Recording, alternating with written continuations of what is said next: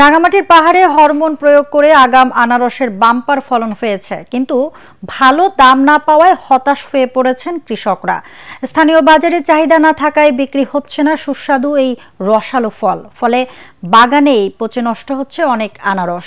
রাঙামাটি থেকে পুলক চক্রবর্তীর পাঠানো তথ্য ছবিতে আরো জানাচ্ছেন শরীফুল ইসলাম। সুস্বাদু হানিকুইন আনারসের জন্য বিখ্যাত পার্বত্য জেলা রাঙ্গামাটি। নানিয়ারচর, লংদু, বাঘাইছড়ি, বরকল সহ বিভিন্ন পাহাড়ি অঞ্চলে এবছর ব্যাপক হারে হরমোন প্রয়োগ করে আগাম আনারস চাষ করেছেন কৃষকরা। ফলনও হয়েছে বাম্পার। আকারে বড় এবং স্বাদে মিষ্টি হলেও বাজারে এই আনারসের ক্রেতা নেই, ফলে বাগানেই পচে নষ্ট হচ্ছে কৃষকের স্বপ্ন।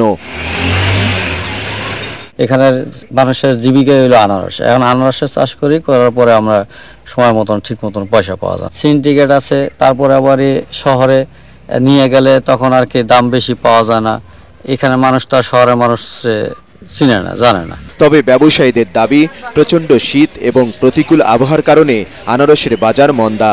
এগুলো অগ্রিম কিনা, কিন্তু শীতের কারণে, আবহাওয়ার খারাপের কারণে বাজার খুবই খারাপ ঢাকা। কিন্তু কিনছি যখন, এগুলো তো কারণ বাজার আমাদের বেচতেই হবে।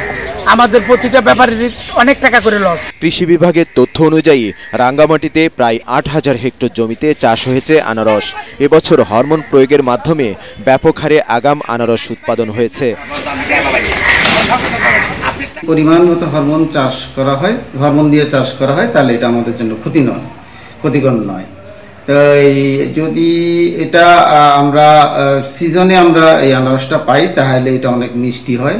কিন্তু যেহেতু এখন একটু শীতের পরিমাণ একটু বেশি, হয়তো মিষ্টতা কম, সেজন্য বাজারের চাহিদা একটু কম। তাপমাত্রা বাড়ার সাথে সাথে এর যেমনটি উৎপাদনও বাড়বে, তেমন এর বাজারে চড়া দামে এটা বিক্রি করতে পারবে।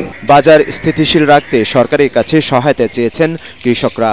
ন্যায্য দাম নিশ্চিত না হলে আগামীতে সুমিষ্ট রসালো এই ফল চাষে কৃষকরা আগ্রহ হারিয়ে ফেলতে পারেন বলে শঙ্কা স্থানীয়দের। Bureau report, ATN Bangla.